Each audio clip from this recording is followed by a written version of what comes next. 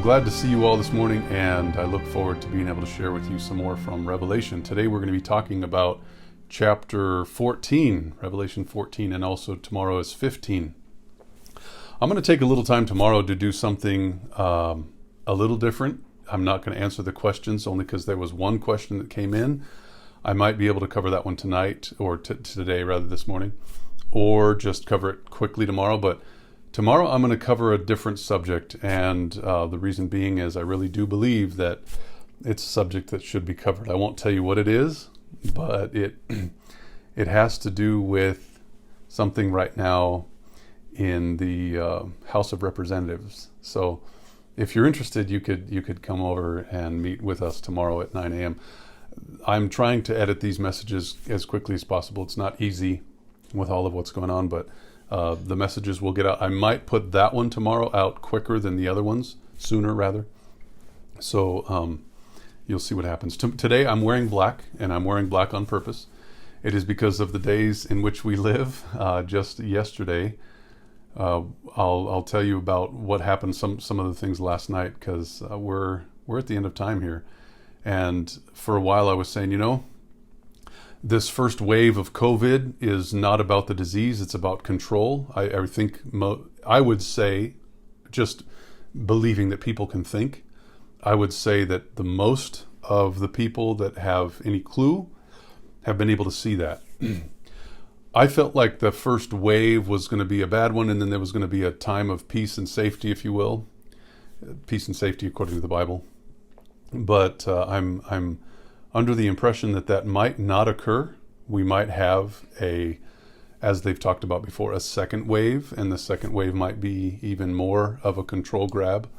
So we'll talk just very briefly about what's happening in regard to that. But that's why I'm wearing black today, is because I believe that it's a day of mourning, sighing and crying after the sins which are done in the land of Israel, and also, of course, in the land of Egypt and Babylon.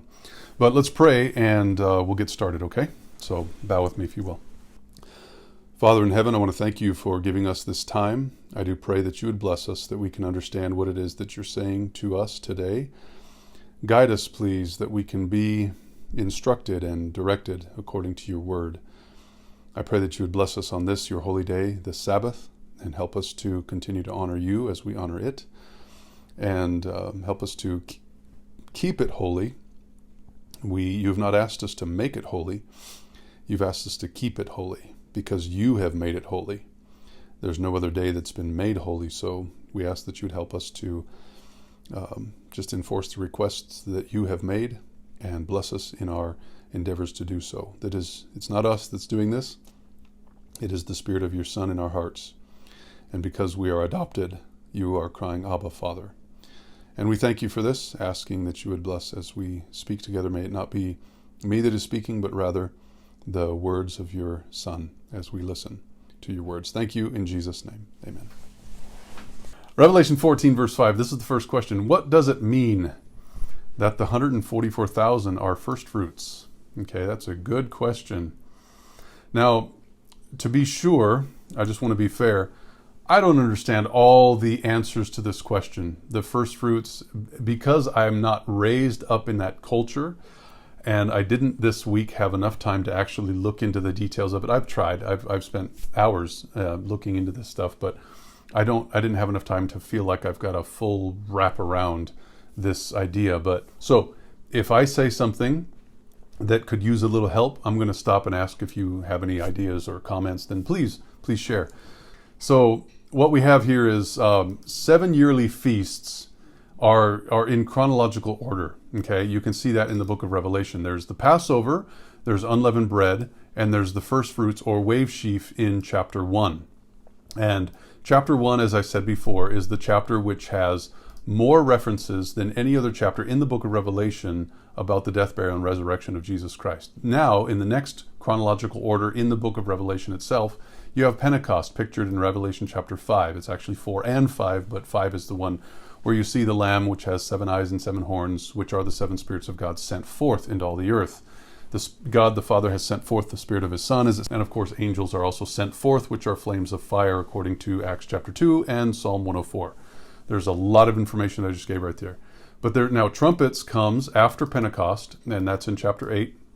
The Day of Atonement also comes in chapter 11 and verse 15, I believe it is, or 19, where you see the temple opened and you're able to see the Ark of the Testament in there.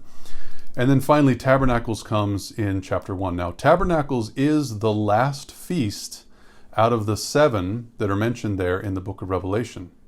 It's also the 7th of the yearly feasts in the Old Testament. Tabernacles is the last one of the year, and it's also in the book of Revelation. So now, why I'm saying all these things is because the Feast of Harvest, the first fruits, according to Exodus 23:16, the Feast of Harvest, or first fruits of thy labors, which thou hast sown in the field, and the Feast of Ingathering, which, by the way, is the Feast of Tabernacles, which is in the end of the year, when thou hast gathered in thy labors out of the field. So the Feast of Ingathering, that should tell you something there.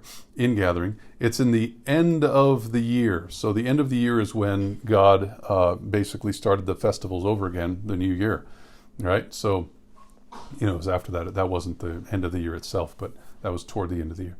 In Exodus 34:22 through 24, thou shalt observe the Feast of Weeks, of the first fruits of wheat harvest, and the Feast of Ingathering at the year's end.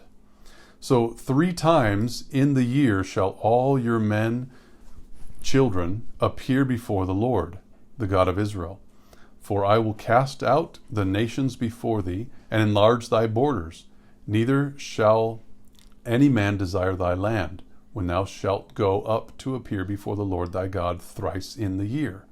So 3 times it says in the year. Now the Feast of Ingathering is at the end of the year. And then it's 3 times you're supposed to go. What are these 3 times? Deuteronomy 16:16 actually says, 3 times in a year shall all the males appear before the Lord thy God in the place which he shall choose.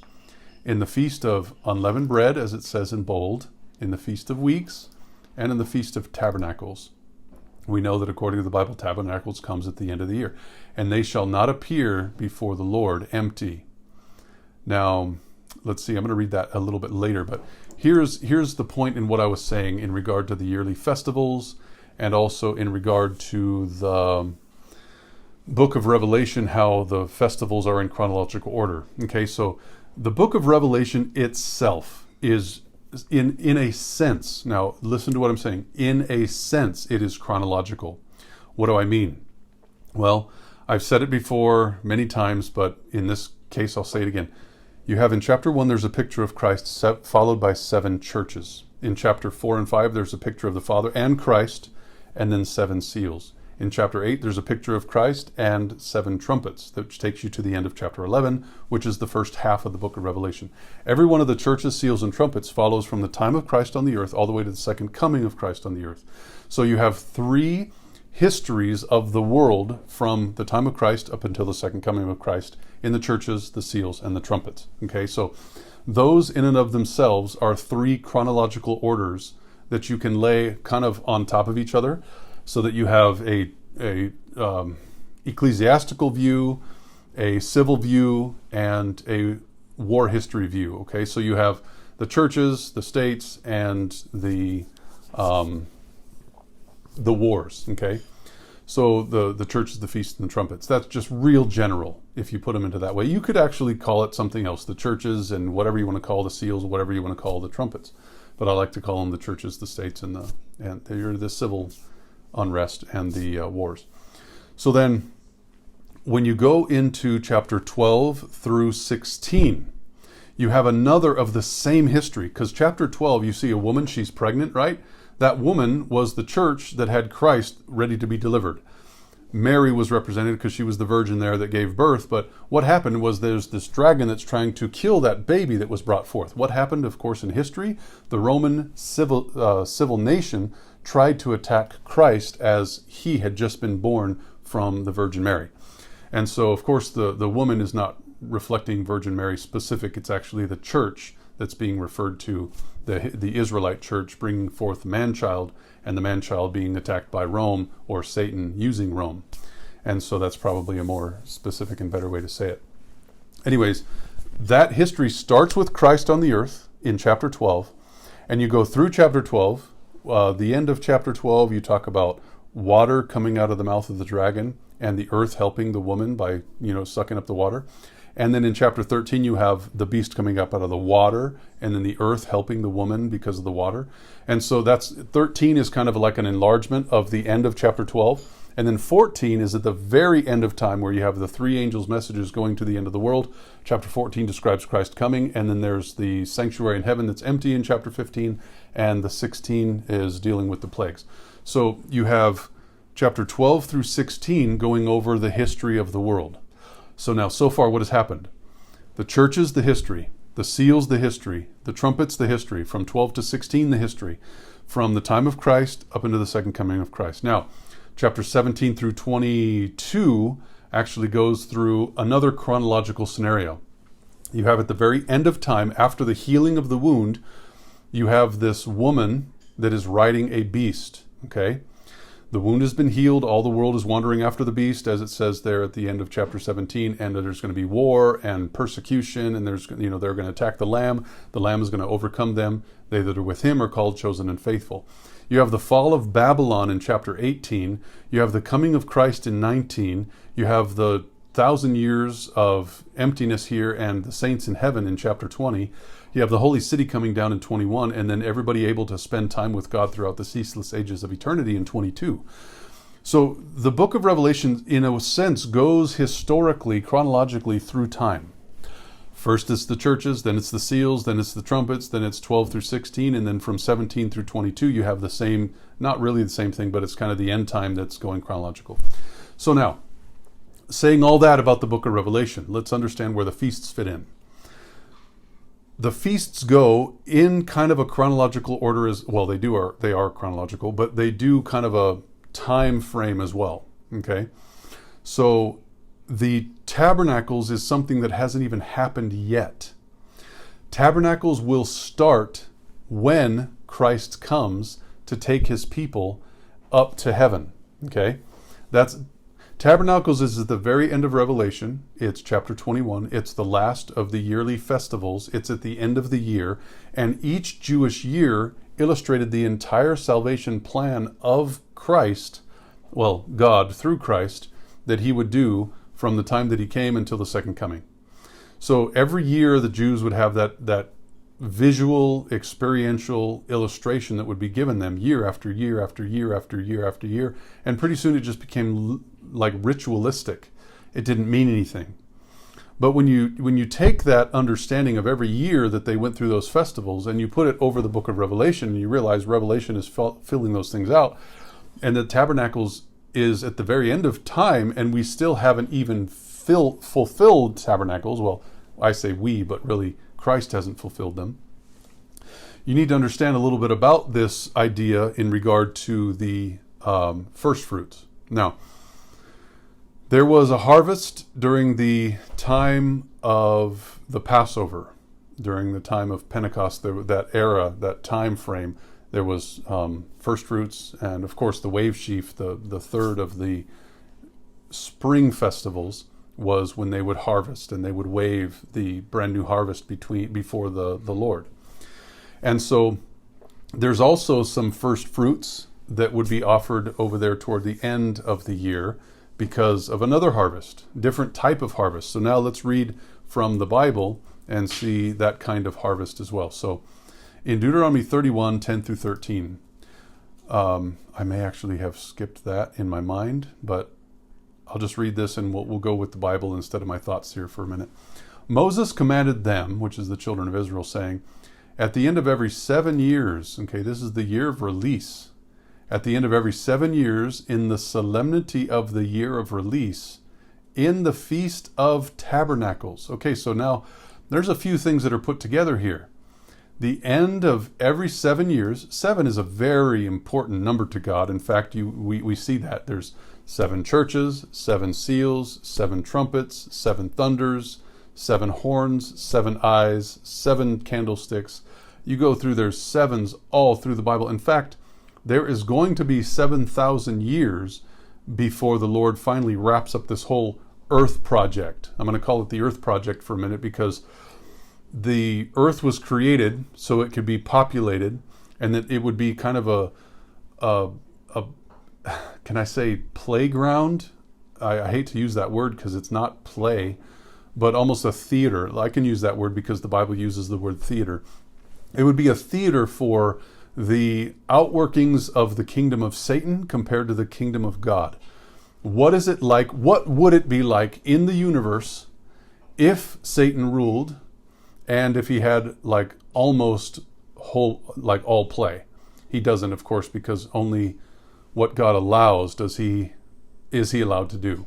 He can't just run rampant and destroy everything. Not until God finally allows the angels to let loose of those four winds. But right now, at this time, Satan does not have full reign. But what would the kingdom look like? What would the universe look like? And so this world is that picture. That's the universe, or the theater that the universe is looking at. And so when Christ came and lived a perfect life without ever choosing to surrender to the spirit of Satan while he lived 33 years on this earth, that's when the power of the enemy was broken. And so this whole picture of the history of the world in the 7,000 years is going to be what it's like when Christ has given his spirit, Satan has given his spirit, the angels are working for Christ, the angels are working for Satan, and you by your choice are either working for Christ or working for Satan. And so this world will only have 7,000 years. So you have all these sevens going on. So now with this idea of the tabernacles coming into mind, at the end of every 7 years, illustrating, of course, the history of the entire Earth project, in the solemnity of the year of release, which is, at the end of every 7 years, in that final feast, which is the seventh of the seven each year, the Feast of Tabernacles, like the 7 and 7 and 7, okay, you got it? So when all Israel is come to appear before the Lord thy God in the place which he shall choose, thou shalt read this law before all Israel in their hearing. So the law of God is going to be read in the 7th year of the 7th year, every 7 years. So the 7th 7, if you will, on the 7th tabernacle. They're going to be reading the law of God before Israel. Gather the people together, men and women and children, a stranger that is within thy gates. Sounds like the Sabbath commandment to me. That they may hear and that they may learn and fear the Lord thy God and observe to do all the words of this law, and that their children which have not known anything may hear and learn to fear the Lord your God as long as you live in the land wherewith you go over Jordan to possess it. And so this whole 7-year project that 7,000-year project that God has put this world into. By the way, if you do the chronological history of the world and how everybody was living this long and then died, and he had a son at this age and he lived that long, and you put all those pieces together, which I had a church member back when I was pastoring in Grand Rapids, Michigan, that did that. And it brought you to the time where, like not too far in the future, that would be, the full, or not too far from the time in which we live. I'll say it that way. It's, I don't know if it's the future or not. I can't recall exactly what she came up with, but 6,000 years is not too far away. And so when the earth rests for 1,000 years, well, add 1,000 to 6,000, you've got 7,000 years. And that's when God makes the whole world new again. So at the end of this 7,000-year project, right before the last 7, right before the Sabbath rest of the world, then you're going to have on the 7th year, the 7th month, or not the 7th month, rather, the 7th festival, there's going to be this special project that you do. It's going to be the reading of the law. And so it's all illustrating right at the end of time in the Feast of Tabernacles. You're going to have the reading of the law. Now, Christ was the first fruits. We know that according to the Bible in Corinthians. And at the end of time, we're going to have those that are an image to the Son. So this idea of the dragon of chapter 12, the beast of chapter 13, and the second beast of chapter 13, representing a false Father, Son, and Spirit. You have the dragon with the personation of the Father.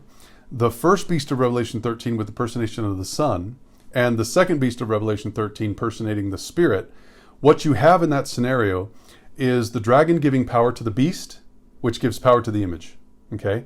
So now, in the same sense, we have the Father in heaven giving power to his Son, and the Son giving power to his image. And his image is us. We're the image of Christ on the earth, okay, in a practical sense. And so what we have here is the dragon giving power, the beast giving power to his image at the end of time. You can't worship the beast and his image. That's what the third angel is all about. So that we, like the Father keeping the commandments of God through the faith of his Son, we will be making an image to the Son, which is the same way that, the world is trying to make an image to the beast. And so you have this whole scenario. Christ was the first fruits while he was alive on the earth, but we at the end of time are going to be first fruits reflecting the image of the Son at the end of time. So we too will be first fruits. We're going to be that harvest that illustrates the rest of the ingathering, the rest of the harvest, if you will. And so Christ, when he was resurrected, represented the rest of the harvest. At the end of time, when we are standing true, we're going to represent the rest of the harvest. Those in the special resurrection will represent the rest of the harvest. Those that were resurrected with Christ when he came up when he died and they were resurrected and they ascended with Christ when he led captivity captive, they were representing the rest of the harvest. So there's lots of first fruits. There's a lot of representations. It's not that we are the first fruits. We're a portion of that first fruits that represent a bigger picture. In the 7th month came the Feast of Tabernacles. By the way, it's the 7th month. I mean, like everything just fits in. There's 7s all over the place. It was tabernacles or ingathering. That's what Patriarchs and Prophets says. This feast acknowledged God's bounty in the products of the orchard.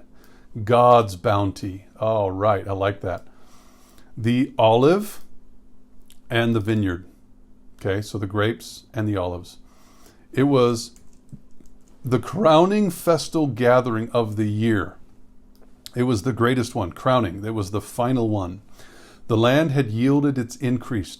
The harvests had been gathered into the granaries.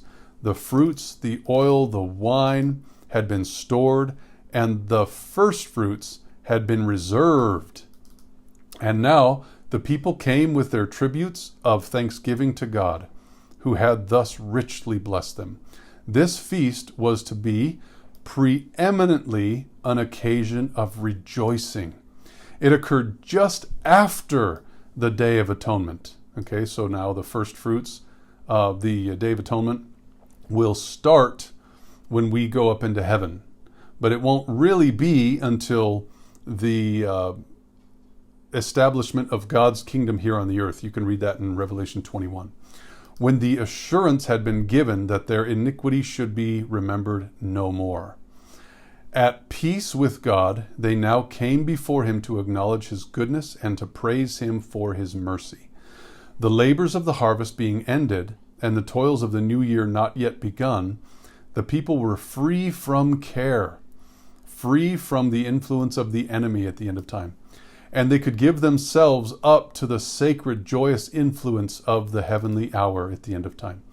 Though only the fathers and sons were commanded to appear at the feasts, yet as far as possible, all the household were to attend them. And to their hospitality, the servants, the Levites, the stranger, and the poor were made welcome. Like the Passover, the Feast of Tabernacles was commemorative. In memory of their pilgrim life in the wilderness, the people were now to leave their houses and dwell in booths, or arbors, which were temporary, formed from the green branches of goodly trees, branches of palm trees, and the boughs of thick trees and willows of the brook. Leviticus 23, 40, 42, and 43. The first day was a holy occasion, and to the 7 days of the feast, an 8th day was added, which was observed in like manner. By the way, the first day was a holy convocation, and they're like, the 8th day, wait a minute, wouldn't that make it like a Sunday? No. Think about it. This day was number 1, and then I'll just do it with you here. You have the first day, right? Then you have day 1, 2, 3, 4, 5, 6, 7. That's the 8th day, 7 days later. So you're still dealing with sevens here with this 8th one. And so it says, which it was observed in like manner, so kind of like a Sabbath, a holy convocation. Okay, that's what that is. At these yearly assemblies, the hearts of old and young would be encouraged in the service of God, while the association of the people from the different quarters of the land would strengthen the ties that bound them to God and to one another. Well would it be for the people of God at the present time to have a Feast of Tabernacles, a joyous commemoration. Now, well would it be. It doesn't say it is commanded that it be. It's very important to understand that language, because well would it be?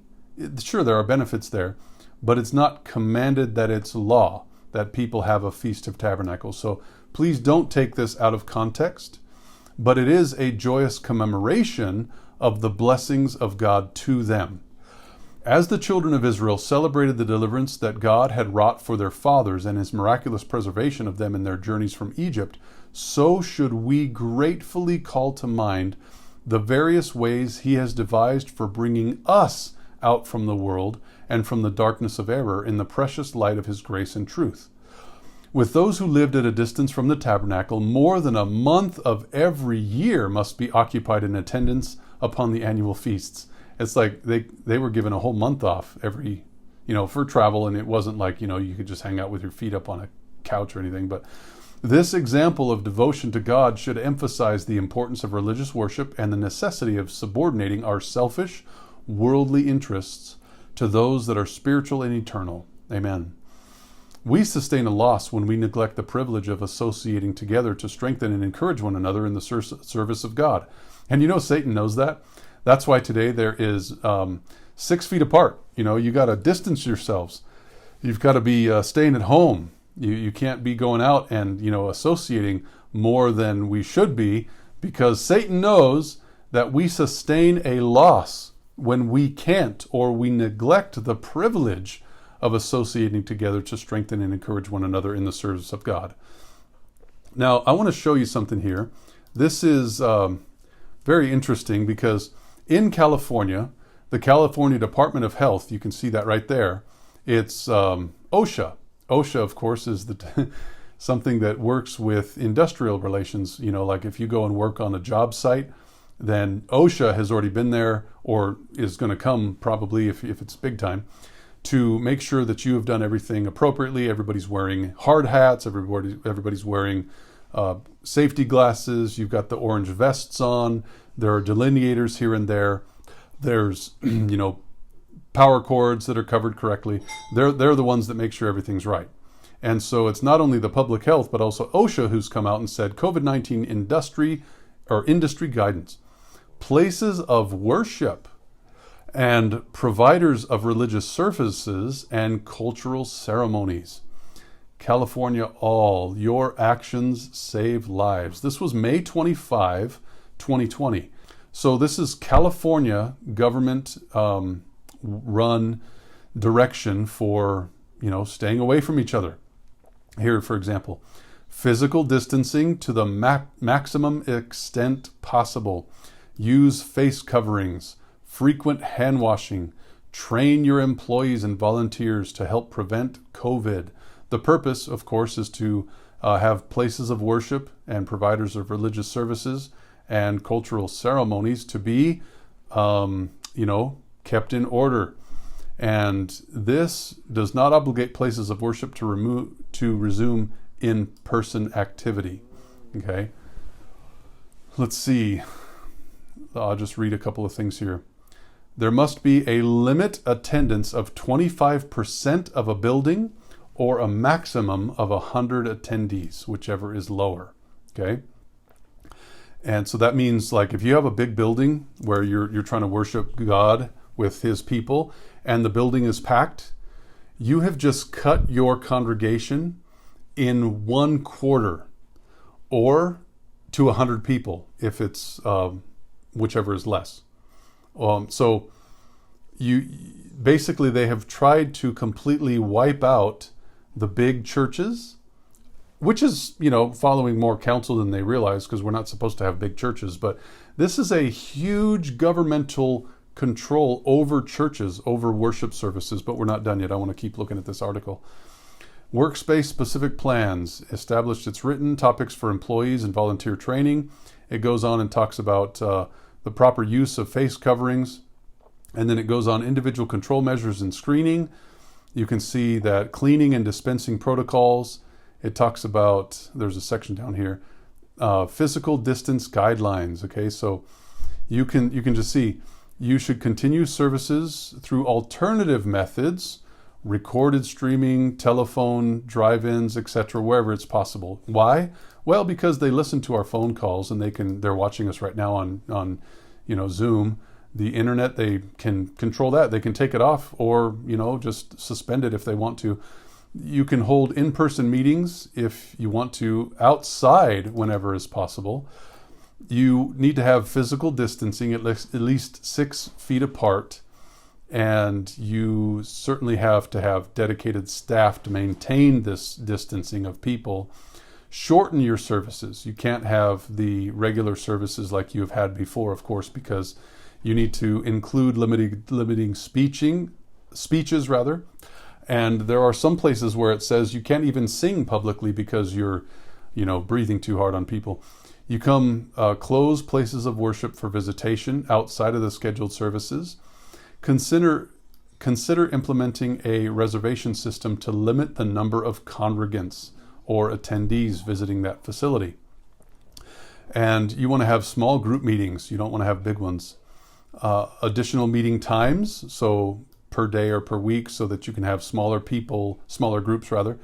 You don't want to have large gatherings. Children should remain in the care of those of their household and not interact with other children. You can encourage congregants and visitors to physically distance themselves. Consider limiting touch. No hugs, certainly not. Dedicated staff to direct guide guests to meeting rooms upon entry. And of course, props for doors to hold them open so that you can get fresh air. Close or restrict common areas such as break rooms, kitchenettes, foyers. Turn off public drinking water fountains like they've done in most public places, Target, Walmart, those various places. Remove from the service if you find any, let's see, what is that? Remove from the service or find low community touch alternatives for communal religious water containers. So if you need water, which you should have, you just use something that you can throw away. Washing the hands frequently. Reconfigure the podiums and speaker areas so they're not too close to people, at least, definitely. Establish directional hallways so you can walk one direction on one side of the hallway and the other direction on the other side of the hallway. Limit the number of individuals riding in an elevator. Utilize practices when feasible and necessary to limit the number of staff and congregants visiting in an office or a meeting space. Offer workers and volunteers modified duty options, like spraying down things that people touch, kind of like they do at Target right now. Stagger breaks so that, not everybody's breaking together in the same room. Discontinue non-essential travel. Choose self-service item selection such as pamphlet display and bookshelves. And another place I read, they were told that they can't really pass around a offering plate because too many people are touching it. Limit the number of people that use the restroom at a time. And you can't do handshakes or hugs, or at least you could discourage it. Reconfigure parking lots so people don't have to be so close together. And to continue to support non-in-person attendance services. And here are more considerations for places of worship, like that wasn't enough already. For funerals, right? You can't be too close in funerals. So, this whole idea of not coming together and being a blessing to one another is actually contrary to the festivals that God had set up in the Old Testament, which is reflecting of what Christ is now doing in the heavens for us. Like right now, for example, we're in the Day of Atonement. So why would it be a law to keep the Festival of Tabernacles if we are currently in the midst of fulfilling the Day of Atonement? So that's a good question that I would have. But let's go back to this quote real quick, and I just want to read the rest of it. So, we sustain a loss when we neglect the privilege of associating together to strengthen and encourage one another in the service of God. The truths of His Word lose their vividness and importance in our minds if we don't fellowship with one another. Our hearts cease to be enlightened and aroused by the sanctifying influence, and we do what? We decline spiritually. So no wonder the enemy is trying to get us away from associating together to strengthen one another. In our intercourse as Christians, we lose much by the lack of sympathy with one another. He who shuts himself up to himself in your own home because you have to is not fulfilling the position that God designed he should. We are all children of one Father, dependent upon one another for happiness. The claims of God and of humanity are upon us. It is the proper cultivation of the social element of our nature that brings us into sympathy with our brethren and affords us happiness in the efforts to bless others. So the Feast of Tabernacles was not only commemorative, but typical. Still reading the quote here. It not only pointed back to the wilderness sojourn, but as the feast of, what's that word? Harvest, it celebrated the ingathering of fruits of the earth and pointed forward to the great day of the final ingathering, when the Lord of the harvest shall send forth his reapers to gather the tares together in bundles. His reapers are the angels. You can read that in the book of Matthew. For the fire, so it says, he will send forth his reapers to gather the tares together in bundles for the fire and gather the wheat into his garner. That's Matthew 13, for example. At that time, the wicked will all be destroyed. They will become as though they had not been, according to Obadiah 16. And every voice in the whole universe will unite in joyful praise to God. Says the Revelator, which is John, every creature which is in heaven and on the earth and under the earth and such as is in the sea, and all that are in them, heard I saying, blessing and honor and glory and power be unto him that sits upon the throne and unto the Lamb forever. In Revelation 5, verse 13. The people of Israel praised God at the Feast of Tabernacles as they called to mind his mercy in the deliverance from the bondage of Egypt and his tender care for them during their pilgrim life in the wilderness. They rejoiced also in the consciousness of pardon and acceptance through the service of the Day of Atonement just ended. But when the ransomed of the Lord shall have been safely gathered into the heavenly Canaan, forever delivered from the bondage of the curse under which the whole creation groaneth and travaileth in pain until now, Romans 8:22, they will rejoice with joy unspeakable and full of glory. Christ's great work of atonement for men will then have been completed, and their sins will have been blotted out forever. So, this is the idea that God has given, in my mind anyways, to the final people at the end of time, the 144,000 being referred to as the first fruits. I don't know that I've ever read about second fruits, but the first fruits were the very first thing that was harvested, and that was offered to the Lord. It's kind of like the tithe. God has asked us to return to him tithe, and what we do is we take the amount that we get, and the first thing we do is cut off that first fruits, that tithe for the Lord that he has requested. And so we are taking the first part of the harvest, which, by the way, that's what they would tithe as well. They would tithe their harvest because that was their income. And so they would take that first fruits and they would give it unto the Lord. So second fruits, I'm not aware of. Maybe somebody else has thought of that before or has studied it. I just haven't. In Revelation 14:18, why does this angel come out from the altar instead of from the temple? Good question. Why from the altar instead of from the temple? What does it mean to have power over fire? I'm going to read that section here. In 5:8, we read of angels having incense. So, Revelation 14:18. Let me just go ahead and read that real quick because that will help us understand. I've got to open my app real quick. So, Revelation 14:18, another angel came out from the altar. So, he came out not from the temple, but from the altar, which had power over fire. He cried with a loud voice to him that had the sharp sickle, saying, thrust in thy sickle, thy sharp sickle, and gather the clusters of the vine of the earth, for her grapes are fully ripe. Okay, so when going back to this idea of why did he come from the altar, I'm going to answer that one first and then fire later in this answer.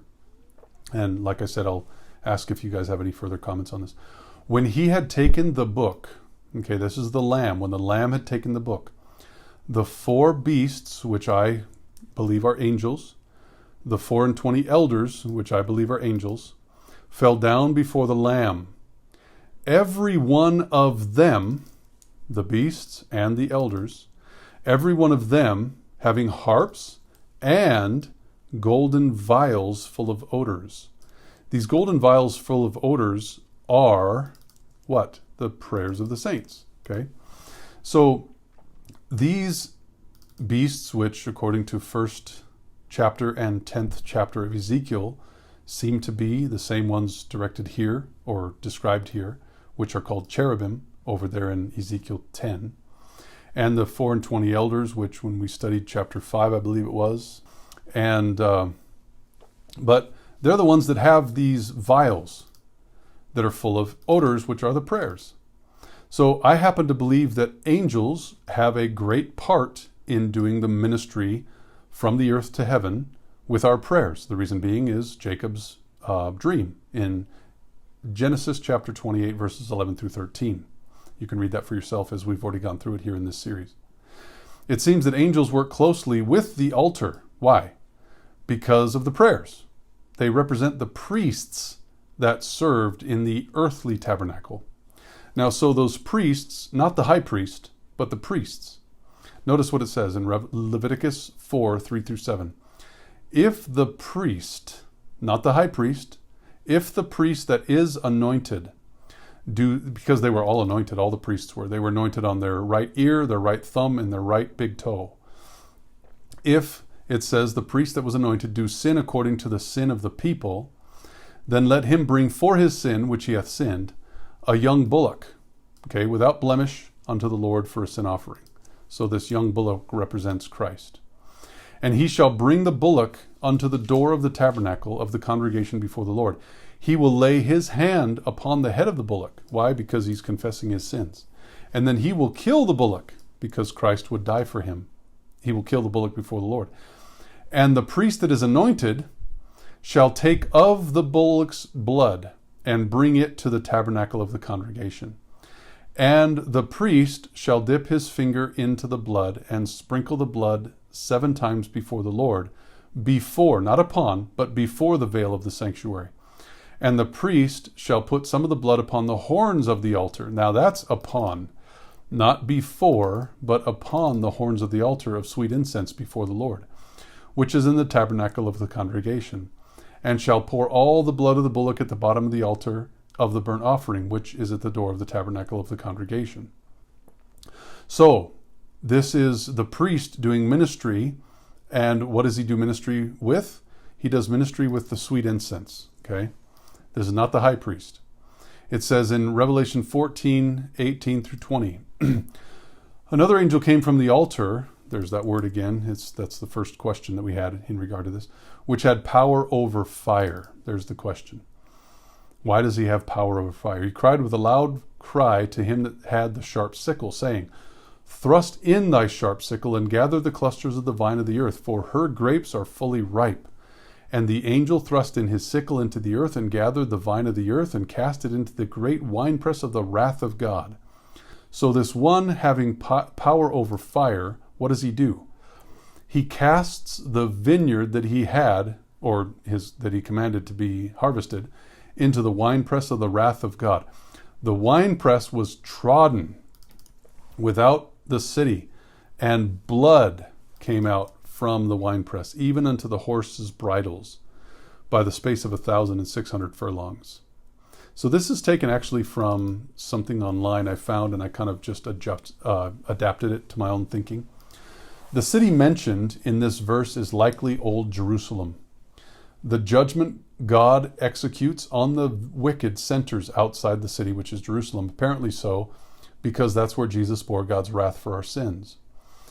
And of course, that represents being outside the city when the city comes down at the end of the 1,000 years in Revelation chapter 20. His cross was located at Golgotha, which was located outside the city of Jerusalem. You can see that in John 19, 16 through 18. This passage uses the symbolism of grapes in a winepress to describe the eventual defeat of the wicked in the end times. As grapes are crushed and broken to release wine, God's enemies will be crushed in a bloody defeat. Taken in literal terms, this verse describes a cascade of blood some 5 feet tall, just under 2 meters, and 100 to 200 miles, or 290 to 320 kilometers long. I would understand this is primarily symbolic, as I think most people would. Whether entirely or partly poetic, one thing is certain: this judgment creates a gory scene. Revelation 19:13 pictures Jesus as having blood on his robe as he rides into warfare against the wicked. Although some believe this is the blood of Jesus shed on the cross, others see this as the blood of his enemies. I would imagine it's the blood of the cross, but I'm not sure. I wouldn't mind either way, I suppose. The interpretation that is in the blood of his enemies is supported by the prophetic picture given in Isaiah 63, 2 through 4, which, if you wanted to read that real quick, we could do that. Sorry, there was a bullet point there that needs to be taken out. Wherefore art thou red in thine apparel, and thy garments like him that treadeth out or in the wine fat? So here are we treading in the wine fat. I have trodden the wine press alone, and of the people there was none with me. For I will tread them in mine anger, and trample them in my fury. Their blood shall be sprinkled upon my garments. Oh, okay, that's a good point, why it would be the blood of those that are being crushed. And I will stain all my raiment, for the day of vengeance is in mine heart, and the year of my redeemed is come. So yeah, that's a good one there. Nice verse to add to that section. So any thoughts on that, why there would be coming from the altar of incense and also having power over fire? Incense seems to be relevant to the prayers ascending and descending, with the angels ascending and descending upon the Son of Man, or the ladder in Genesis 28. But also the fire represents the destruction or the judgment that God has involved the angels in as well.